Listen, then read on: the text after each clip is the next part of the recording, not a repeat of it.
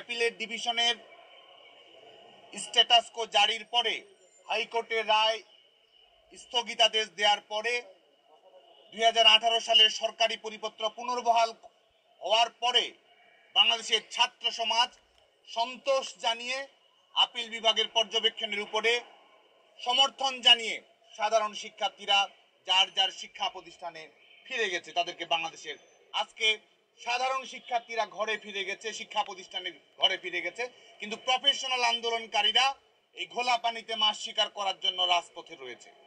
আজকে তারা নৈরাজ্য তৈরি করেছে, ব্লকেট খেলা খেলছে, যেখানে সাধারণ মানুষ দুর্বিষহ যন্ত্রণার মুখে পড়ছে। রোগীরা যেতে পারছে না চিকিৎসালয়ে, ডাক্তারেরা রোগীর চিকিৎসা করতে যাবে, সেই বাস্তবতাও আজকে বিনষ্ট করার মতো একটি পরিবেশ আজকে আমরা দেখতে পাচ্ছি। প্রিয় বন্ধুগণ, আজকে আমাদের গণমাধ্যমের বন্ধুদের কাছে আমরা আহ্বান জানাই যে একটি বিষয় যেখানে সকল পক্ষই আন্তরিক, যেখানে ইতিমধ্যেই সাধারণ শিক্ষার্থীদের দাবির একটি ধাপ ইতিমধ্যেই পূরণ করা হয়েছে, সেই আন্দোলনকে কেন টেনে টেনে প্রলম্বিত করা হচ্ছে? আজকে দেখুন, যারা বৈষম্য বিরোধী ছাত্র আন্দোলন নামের তথাকথিত একটি প্ল্যাটফর্ম গড়ে তুলেছে, আপনারা দেখুন, তারা প্রথমে বলেছে যে তারা 2008 সালের প্রজ্ঞাপন যদি পুনর্বহাল করা হয়েছে, সেই আন্দোলনকে কেন টেনে টেনে প্রলম্বিত করা হচ্ছে? আজকে দেখুন, যারা বৈষম্য বিরোধী ছাত্র আন্দোলন নামের তথাকথিত একটি প্ল্যাটফর্ম গড়ে তুলেছে, আপনারা দেখুন, তারা প্রথমে বলেছে যে তারা 2008 সালের প্রজ্ঞাপন যদি পুনর্বহাল করা হয়, তারা তাদের আন্দোলন থেকে, তাদের 2018 সালের প্রজ্ঞাপন যদি পুনর্বহাল করা হয়, তারা ইস্তফা দেবে আন্দোলন থেকে, আন্দোলনের একটি যৌক্তিক সমাপ্তি তারা টানবে। 2018 সালের প্রজ্ঞাপন পুনর্বহাল করা হয়েছে, তারা সেখান থেকে তারা অনর্থকভাবে আজকে তাদের আন্দোলন জারি রেখেছে। এরপরে তারা বলেছে কমিশন গঠন করার কথা নির্বাহী বিভাগের কাছে।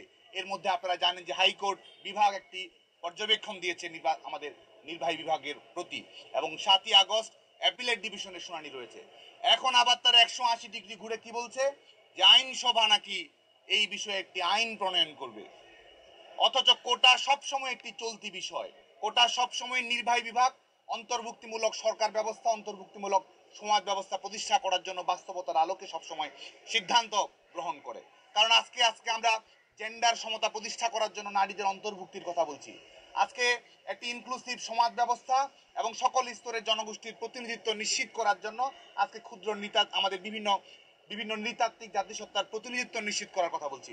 আজকে প্রান্তীয় অঞ্চলের নিম্নবর্গীয় জনগোষ্ঠীর প্রতিনিধিত্ব নিশ্চিত করার জন্য, তাদের একটি প্রতিনিধিত্ব নিশ্চিত করার জন্য একটি সুরক্ষামূলক নীতি থাকা প্রয়োজন, সেটি আমরা কথা বলছি। সার্বিকভাবেই এটি একটি পলিসি ডিসকাশনের বিষয় কিংবা স্পট ডিসিশনের কোনো বিষয় নয়। এবং সবচেয়ে বড় কথা যে আমাদের রাষ্ট্র পরিচালনার কিছু মৌলিক নিয়ম কানুন রয়েছে। নির্বাহী বিভাগ, বিচার বিভাগ, আইনসভা প্রত্যেকটিরই সুস্পষ্ট সীমারেখা রয়েছে, এবং বাংলাদেশের ছাত্র সমাজ যুগে যুগে বিচার বিভাগের স্বাধীনতার জন্য, মৌলিক মানবাধিকার প্রতিষ্ঠা করার জন্য এবং সেপারেশন অফ স্টেটস, নির্বাহী বিভাগ এবং বিচার বিভাগ এবং আইনসভার পার্থক্য স্বাতন্ত্রীকরণের জন্য বাংলাদেশের ছাত্র সমাজ লড়াই করছে। আজকে যারা নিজেদেরকে স্বঘোষিত মেধাবী দাবি করছে, তারা কি নির্বাহী বিভাগ এবং বিচার বিভাগের পার্থক্য জানে না? তারা কি আইনসভা এবং নির্বাহী বিভাগের কাজের মধ্যে যে স্বাতন্ত্র্য রয়েছে, পরিপূরক রয়েছে, সমন্বয় রয়েছে, সেই বিষয়গুলো সম্পর্কে কি তারা অবগত নয়? এবং আমরা আমাদের ছাত্র সমাবেশ থেকে আমরা প্রশ্ন উত্থাপন করেছি যে তারা আসলে চায় কি। তারা বলছে কোটা না মেধা, আবার গণমাধ্যমের বন্ধুদের কাছে তারা বলছে তারা কোটা সংস্কার চায়। এবং এই যে মেধার টেন্ডার নেয়া, এটি আজকে আমাদের গণমাধ্যমের বন্ধুদের কাছেও আমরা তুলে ধরতে চাই। কারণ একটি সরকারি নিয়োগ প্রক্রিয়া, এটি আমরা প্রশ্ন হচ্ছে এটি নিয়োগ প্রক্রিয়াটি স্বচ্ছ থাকছে কিনা, আমরা একটি যৌক্তিক পলিসি গ্রহণ করছি কিনা, এটি বিষয়। এটি তো মেধা কিংবা অমেধার লড়াই, সেটি নয়। এবং গণমাধ্যমের বন্ধুদের কাছে আমরা আমাদের কিছু ইনফরমেশন শেয়ার করতে চাই যে কাদেরকে মেধাবী বলা হচ্ছে এবং কোটা কোথায় প্রয়োগ হয়, এই সম্পর্কে তো আমাদের যারা প্রফেশনাল আন্দোলনকারী, তাদের তো প্রফেশনালি এইসব বিষয় সম্পর্কে ধারণা থাকা প্রয়োজন ছিল।